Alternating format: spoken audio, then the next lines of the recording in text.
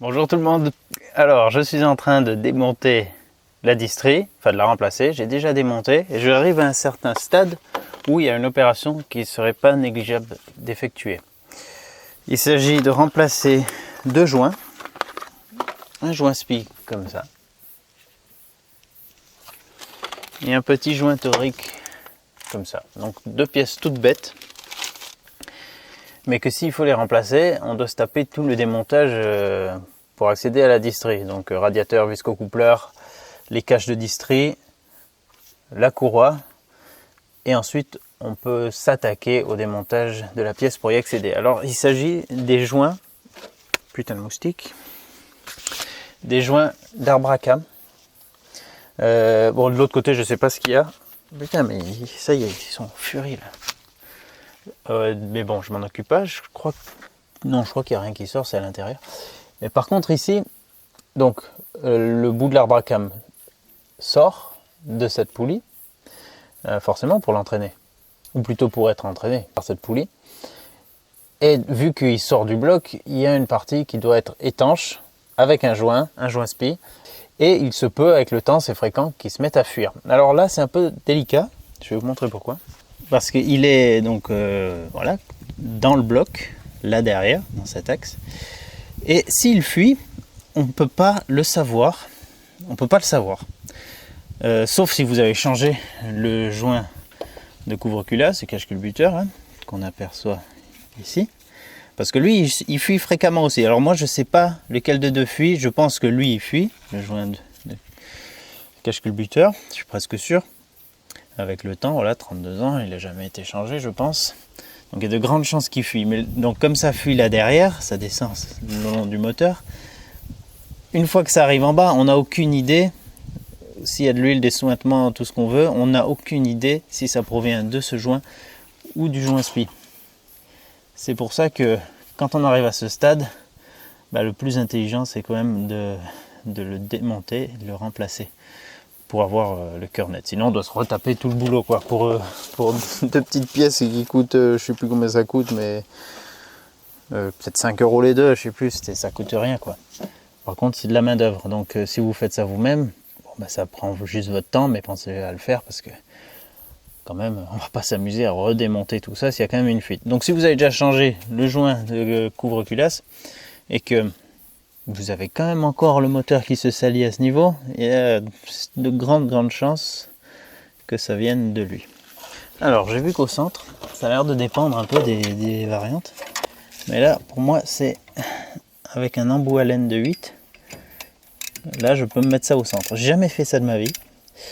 J'espère que ça va pas être trop la misère. J'ai trouvé un tuto en photo américain ou anglais. Et donc j'ai vu ça, mais voilà, on n'a pas plus que des photos et des explications. Il faut voir en live ce que ça va donner. Et puis, par contre, j'ai de l'expérience dans les galères, donc je sais que je vais certainement avoir des galères. Voilà, donc là je mets cette clé ici. La poulie, elle a des repères, donc ça sera pas un problème. La culasse, il y a un repère aussi, donc pour marquer, je vais pas, j'ai pas besoin de marquer, il n'y a pas de souci, je pourrais réaligner ça, caler ma distrie après. J'espère que ça va pas trop tourner, sinon il faut peut-être que je maintienne ça avec quelque chose, une grosse pince ou quoi. Enfin voilà, j'espère que ça va le faire. Je vais déjà essayer de forcer comme ça pour desserrer et on va voir si ça tourne bien tout seul. Je précise que si là ça paraît propre, c'est parce que j'ai déjà passé du nettoyant frein, du essuyé, enfin voilà. Donc il y a déjà eu des produits qui ont nettoyé la zone. Donc c'était vraiment beaucoup plus noir, beaucoup plus sale, c'est pour ça que je pense que lui il fuit quand même. Allez, on va voir, a priori c'est ça qu'il faut faire. Donc l'Arbracam va certainement bouger, il faudra bien sûr que je le recale après. Allez, pourvu que ce soit pas trop la misère. Je vais essayer de déjà bien maintenir et puis taper un peu dessus. Ok, bon lui il tourne déjà. Donc il faut que je bloque avec quelque chose sans non plus abîmer. Alors là j'ai un trou dans la poulie, peut-être que je peux mettre quelque chose et me bloquer derrière, mais je vois pas bien ce qu'il y a derrière. Sur quoi je pourrais me bloquer? Ah si, juste le bloc en fait. Alors attendez, je vais essayer de faire ça. Hop, je me remets comme ça. Je vais y mettre ça.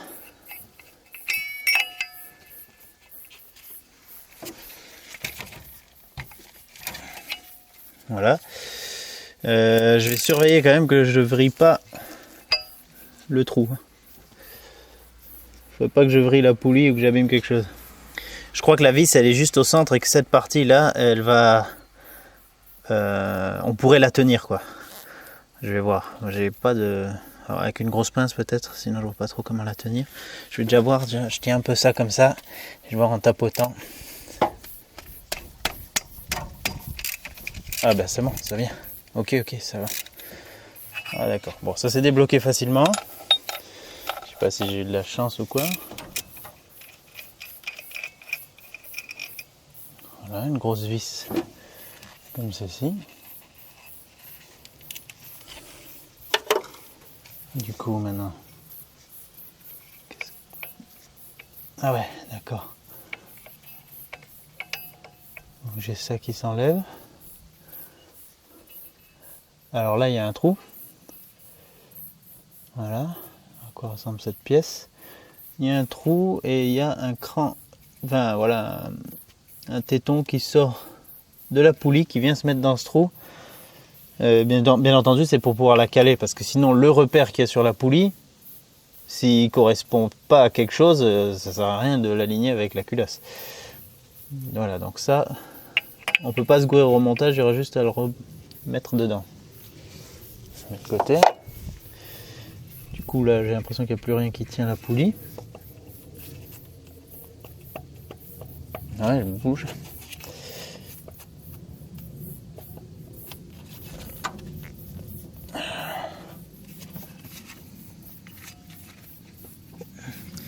Alors, je vais un peu la gigoter doucement, faire doucement levier, mais vraiment très délicatement pour pas forcer et fausser quelque chose. J'inaugure mes nouveaux tournevis Facom. Ça y est, j'ai enfin acquis des vrais tournevis, pas des trucs premier prix tout merdiques. Les trucs je l'inaugure, c'est même pas pour dévisser quelque chose quoi. Il se souviendra. Bon. Ça a l'air d'être emboîté vraiment avec très peu de jeu. Ouais, ça progresse très doucement.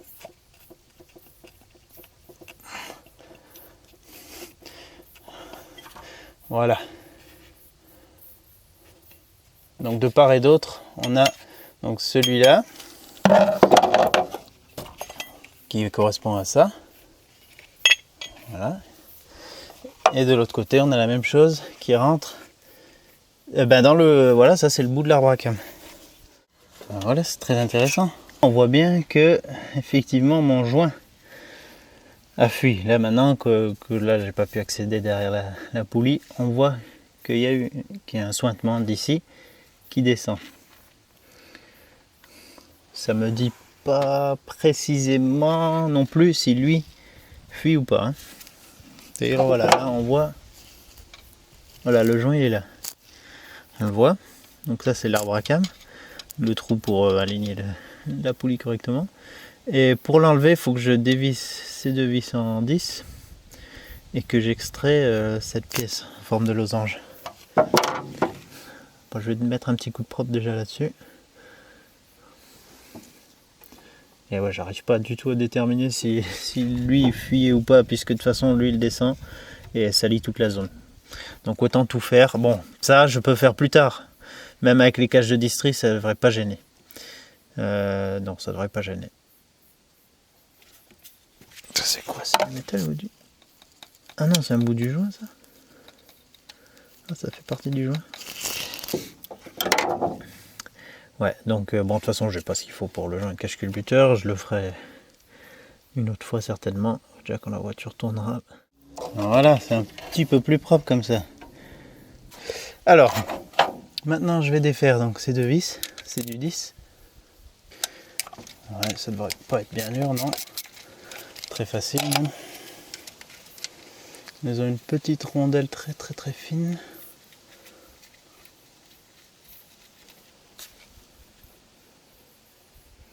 Le truc un peu déstabilisant, c'est que là, De mon point de vue, on dirait presque que c'est moulé dans le bloc cette partie. C'est vraiment plaqué à fond. Et là, strictement rien qui bouge. Bon, je le savais. Alors, je vais taper un peu dessus pour le décaler. Avec un bout de bois et une massette, ça devrait aller. On va le faire tourner en fait autour de l'arbre à cam. Ça devrait fonctionner. Oui, voilà. Pas aller trop loin, parce que sinon ça touche les joints là. Ok. Bon, déjà il est plus collé. Enfin, il bouge, mais il est encore collé. Et il est vraiment plaqué contre. Si je le décale un peu, je peux passer derrière. Mais que d'un côté à la fois. Je vais voir si en faisant le levier avec le bout de bois. Ah ouais, ça le décolle légèrement. Ok. Ça me l'a un tout petit peu fait progresser. Bon, c'est un peu space. C'est vraiment... On n'a pas de prise quoi, quasiment pas. Alors si je le décale un peu comme ça, ici je peux passer mon doigt derrière. Et là, pile dans cet emplacement, j'ai juste la pointe de la pièce qui est dans un petit creux là, dans lequel je pourrais mettre juste le bout de mon tournevis pour faire levier. Je vais voir si en me mettant comme ça et en tapant un peu, j'arrive à... Ah ouais, ça me l'a un peu décalé. Donc je vais peut-être y arriver comme ça. Mais il faut que je fasse levier des deux côtés en même temps. Je vais reprendre mon outil de précision là. Ah yes. Attends. Ouais, le truc c'est que quand ça sort d'un côté, ça rentre dans de l'autre. Ah. Oh, c'est bon, ça va le faire. Là, ça va le faire.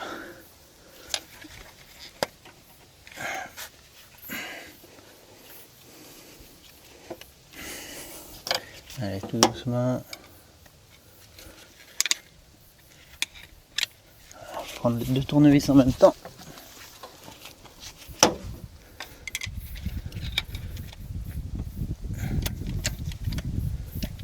Voilà.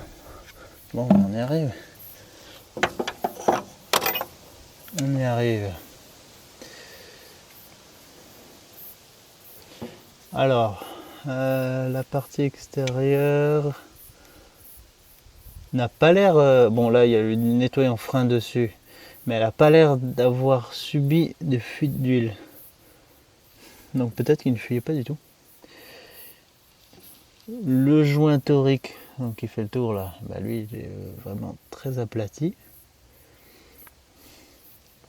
Donc lui il peut fuir, hein. Il y a ces deux joints qui peuvent fuir. Ça peut fuir au niveau du joint torique ou au niveau du joint spi.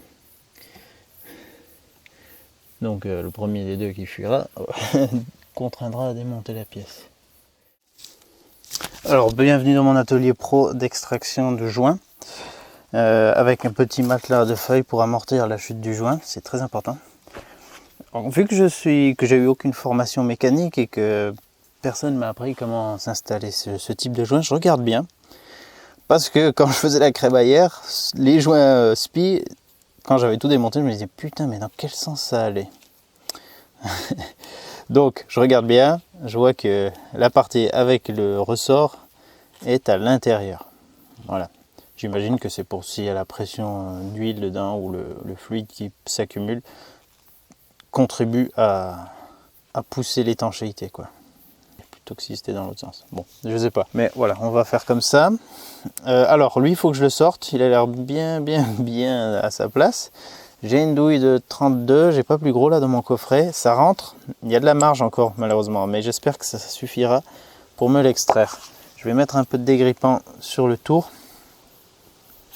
Peut-être que ça facilitera la sortie. Je sais pas si ça va être galère ou pas, mais je préfère prendre les devants. Alors mon atelier n'étant pas tout à fait de niveau, il faut que je rajoute une petite planche, comme ça on est voilà, de niveau. Ça m'évitera éventuellement de tordre la pièce. serait pas mal, hein. Ce serait dans le palmarès des conneries. Allez, on va voir en espérant que ça sorte.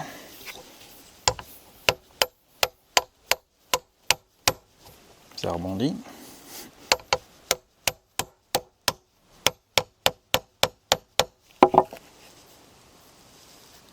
Ah. C'est en train de sortir de travers. Ça sort, le ressort. Ça me sort pas tout le joint. Bon, je m'en fous du ressort en fait. Je crois qu'il vaut mieux donner un coup sec avec ce genre de joint.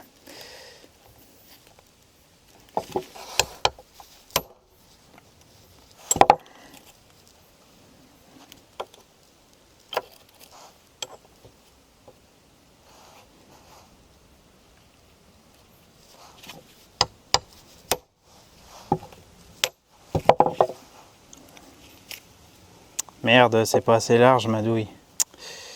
C'est pas assez large. Et non, et non seulement c'est pas assez large, en plus ça me déchire l'intérieur du joint. Fait chier. Comment je vais le sortir ce con? Parce qu'il est vraiment bien mis dedans et c'est un... Je crois que c'est du métal tout simplement. Je crois que c'est en métal extérieur. C'est pas juste du caoutchouc très rigide. Alors, comment je vais faire là? Il me reste une petite marge extérieure dure. Pour ça, il faudrait que j'ai une douille qui soit pile poil de la largeur. Il faut que j'aille voir si j'ai ça. Toujours un petit truc pour s'amuser. Ouais, il a même pas bougé sinon. Bon, c'est la galère, j'ai pas de douille plus grosse que du 32, malheureusement. Donc je suis un peu comme un con. Bon, je crois que je vais chauffer la pièce pour voir si j'arrive pas ensuite à la faire sortir. En essayant de faire plus ou moins un levier à l'intérieur là. Je sais pas. On va voir. Toujours est-il que je vais retirer ce joint. Alors celui-ci il est facile. Il suffit un peu de le pincer et de le pousser. Et ça le fait remonter comme ça. Hop. On le chope et on le vire. Voilà. Donc lui c'était facile. Il était tout aplati par rapport à l'autre qui est bien cylindrique. Et maintenant, bah ouais, je vais essayer de chauffer. J'ai pas trop d'autres solutions. J'ai pas d'outils adaptés. J'ai pas de plus grosse douille malheureusement. Et encore, faut vraiment qu'elle soit pile poil la bonne taille parce que on a juste cette petite arête là sur laquelle on peut s'accrocher encore quand il n'y a plus le reste du joint. Donc on a très peu de marge quoi. Allez, on va voir ce que j'arrive à faire.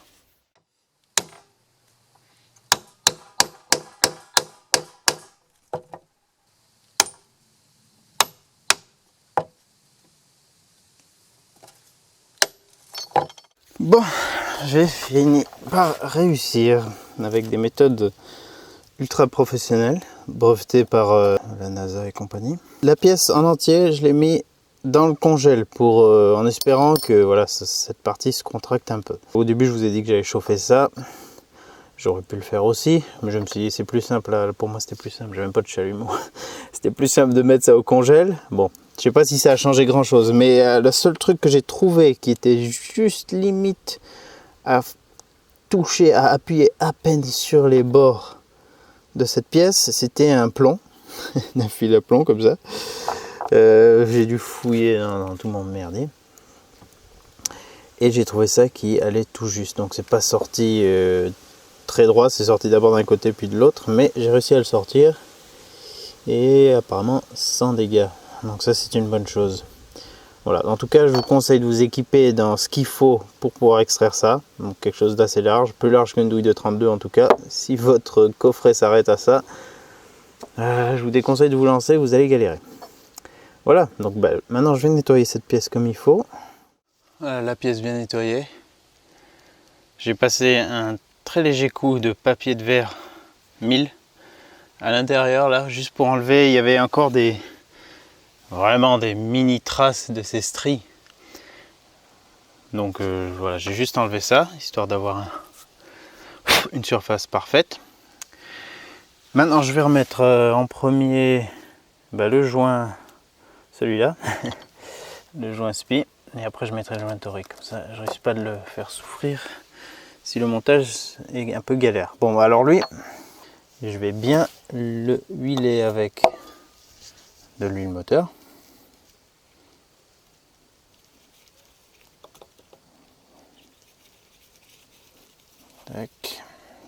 aussi dedans.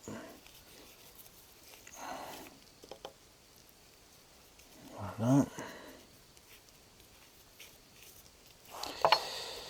On va essayer de le faire rentrer comme il faut, donc bien droit et bien à plat. Alors l'idéal c'est d'avoir quelque chose de plus large et de plat pour voilà, bien taper dessus. Ça c'est pas assez large. Je vais essayer de le faire rentrer avec le bout de bois, comme ça je peux quand même voir comment il progresse plutôt que si j'ai quelque chose qui couvre le tout. Mais ça pose aucun problème. Ah putain, pour une fois quelque chose est facile, mais c'est génial.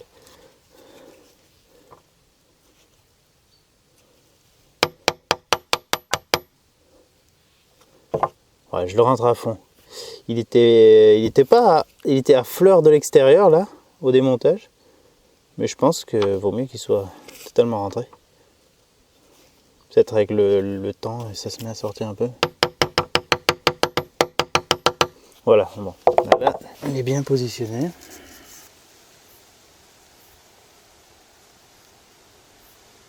Je vais mettre le joint torique. Pareil, bien huilé. J'en mets aussi sur la rainure, dans la gorge.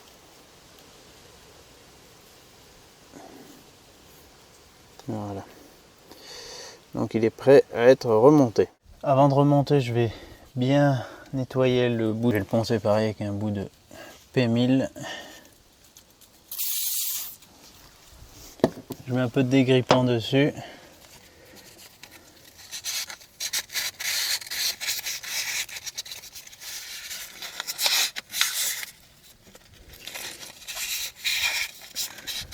Voilà, comme ça, moi je suis sûr qu'il est bien propre. Il y a quand même de la saleté dessus. Voilà. Là, exemple de toute trace éventuellement de vieux joint ou d'huile un peu séchée, durcie.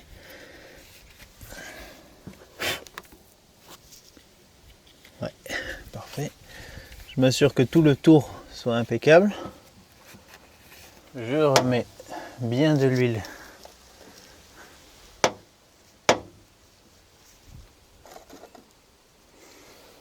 Je remets un coup là. Et je réinsère la pièce. Alors là, on a l'écriture en dessous, en bas, BMW et le numéro de la pièce. Et là, une petite indication, un petit symbole. Celui, je le mets en haut et l'écriture, je la mets en bas.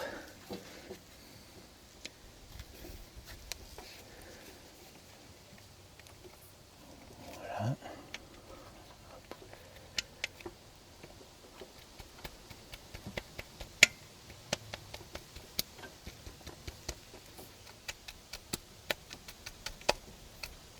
Alors, je remets encore de l'huile. Là, je vais même je le retiens un tout petit peu. Je remets bien de l'huile au niveau du joint torique. Faut pas lésiner hein, sur l'huile. On veut surtout pas qu'il se décale, qu'il s'enroule, qu'il fasse un bourrelet ou quoi que ce soit. Je nettoierai tout ce qui coule après. Voilà, là on en met partout. Ouais, voilà, on a assez de filetage. Donc je la mets en place. C'est mieux si c'est aligné, hein, quand même.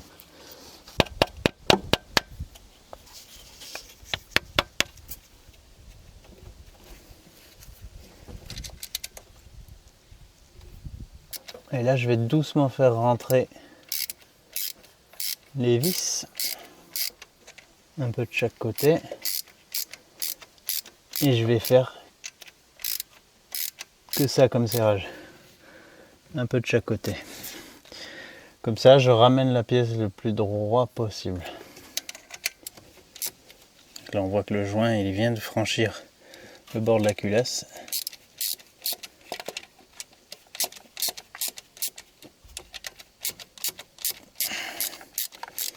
Et on donne un petit coup de serrage de chaque côté, jusqu'à ce qu'on soit parfaitement à fleur.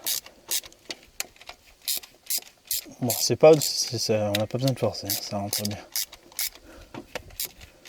Pour l'instant, ça va très bien.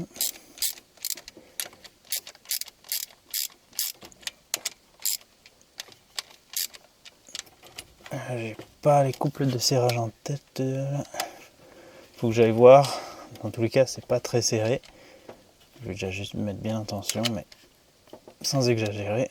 On est sur du plan, sur un, voilà, un plan parfait. Donc la pression s'applique bien et on a vite fait de péter une vis si on force trop.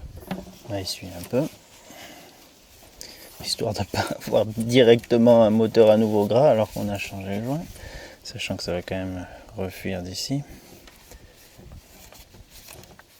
Peut-être un peu moins, vu que je vais mettre une huile moins fluide que ce que j'avais. Là, j'avais de la 540 et je vais mettre de la 1550. Bon, j'ai pas trouvé de valeur pour ça, pas dans la revue technique en tout cas, donc j'ai juste bien serré. Et normalement, avec les joints, ça devrait pas poser de problème. Allez, je remets la poulie, donc j'emboîte ça ici. Il faut la mettre bien droite.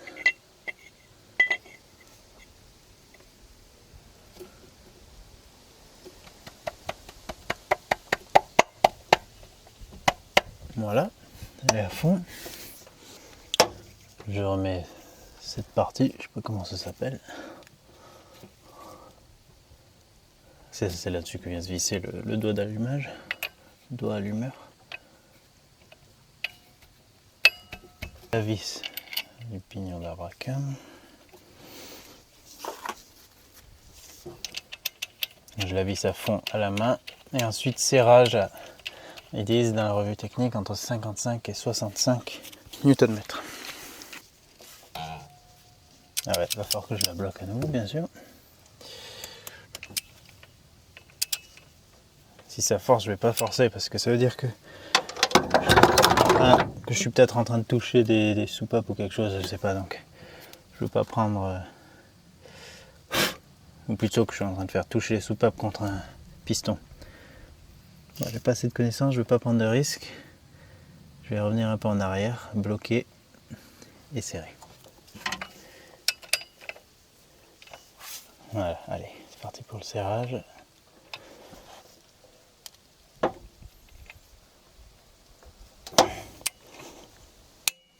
Voilà, on est bon. J'ai plus qu'à réaligner mon repère, la flèche qui est le repère sur la culasse. Si ça force, c'est que avec ça correspond pas en bas. Voilà. Hop, là je suis bon. Là, elle est pas sur son repère d'origine, mais elle est sur le repère que le mécanicien précédent avait fait. Donc là, 2 points blancs, pardon. Voilà, 2 points blancs sur cette dent et le même sur la culasse. Donc là, elle est alignée et elle a le repère d'origine. Donc je vais pouvoir passer au remontage de la courroie. Voilà les amis, bon bah une fois de plus c'était un peu l'aventure pour deux petits joints à la con. Mais bon, si j'ai réussi dans les conditions dans lesquelles je fais ça, il n'y a pas de raison que vous n'y arriviez pas, vous allez certainement être mieux équipé que moi. Voilà, le tout c'est d'avoir une douille, un accessoire, n'importe quoi qui soit suffisamment large pour vraiment bien sortir ce joint spi d'un coup. Sinon le reste, bah, il n'y a rien de difficile, hein. Non, rien de difficile. Juste bien prendre son temps à sortir chaque pièce proprement, droite. Bien huiler les choses au remontage. Bien les nettoyer juste avant remontage. Le bout de l'arbre à cam et la pièce en elle-même. Et tout devrait bien se passer. En tout cas, c'est en faisant qu'on fait. Première pour moi, donc c'est que c'est pas si difficile que ça. Et je vous dis à la prochaine dans une autre vidéo. Et je vais m'attaquer au remontage de la distrie. A très bientôt. Au revoir.